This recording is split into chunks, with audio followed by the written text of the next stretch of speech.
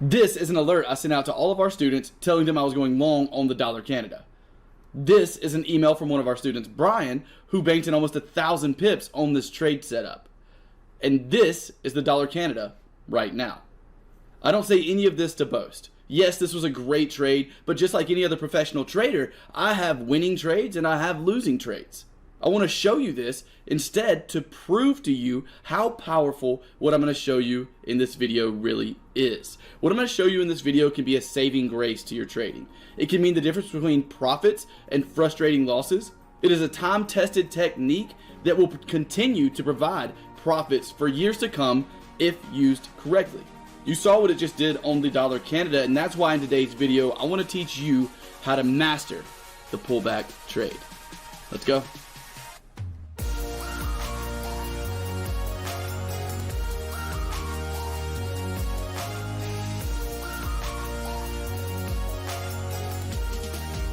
So first off, I'm going to do a quick overview of exactly what you're going to learn throughout this entire video.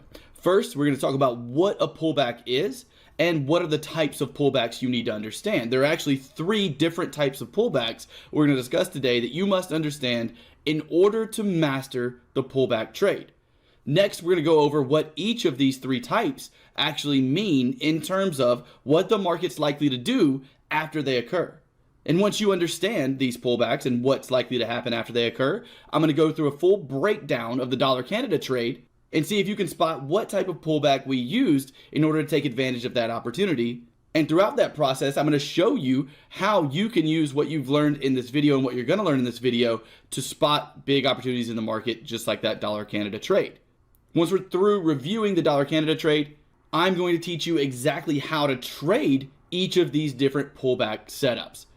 And at the end of the video, I'm going to give you a 4th pullback bonus that you really need to look out for in a trending market. So stick around to the end of the video for that. And right now, right before we get started with the actual content, go ahead and click that subscribe button if you're interested in learning more about Forex. Click that like button for me to help with the YouTube algorithm, and follow us over on Instagram where we post each and every week. So now let's dive into today's content. So to start off with, what is a pullback? A pullback is a period of exhaustion in a trending market. If you see a market that is trending, the pullback would be the area where the market starts to fall back down after having a big trending move. The reason for these pullbacks a lot of times is because of the fact that traders that were in down here have decided this is a level they want to take profit. They're not sure if the value of this specific currency pair is actually going to head higher, so they go ahead and take their profit off. A lot of times this is caused by structure levels looking left or different types of economical events. I personally don't trade fundamentals, so that has nothing to do with what I'm looking at, but what you need to understand is that a pullback is a period of exhaustion in a trending market. So as you can see, looking at this trending market, we have pullbacks that come in all different shapes and sizes.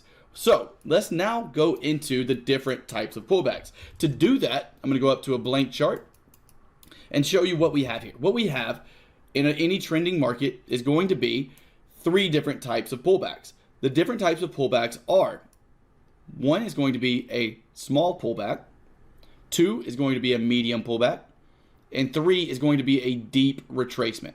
Now, with a small pullback, this is normally a sign of a very strong trend. A very strong trend is going to have very small pullbacks, very small periods of exhaustion before the next impulsive move. And if we have a medium-sized pullback, and in terms of what we look for in a strong trending move for the pullback, this pullback normally does not make it to the previous resistance level. That's how I define a small pullback. A small pullback is one that doesn't make it back down to the previous resistance level. And for a medium pullback, which would be this one right here, a medium pullback is going to be somewhere between a 50% retracement and around a 70% retracement, and normally comes right into the previous level of resistance that was broken in an uptrend. So that would be a medium pullback. Now, a deep retracement is going to be a pullback that is between 80% of the swing low to swing high and actually touching between 80 and 100%, meaning it's touching the previous level of support. And while this, in fact, is a sign of weakness in a trending market, it can also make for some great opportunities in terms of risk reward, which is something we're going to discuss as well. For these deep retracements, I want you to think of this, and the way I think of this is it's a last stand level. It's somewhere that buyers have their last opportunity to cause this market to continue, because if this level fails, more often than not, the trend ends up reversing. So this is our last chance level. What I like to do in these areas is give myself a really good risk reward ratio, but that's something we're going to discuss a little later in the video. At this point, you know what the different types of pullbacks are, and you've seen what they look like when we're drawing lines. But what I want to do now is show you the different types of pullbacks actually on a chart in live data. Then we're going to go over to the dollar Canada trade. I'm going to get you to tell me if you can spot what type of pullback we used in order to get involved in that opportunity, and then break down that entire trade so you can understand how to spot opportunities just like the dollar Canada trade in your own trading as well. So let's go ahead and delete these drawings and head down to a chart.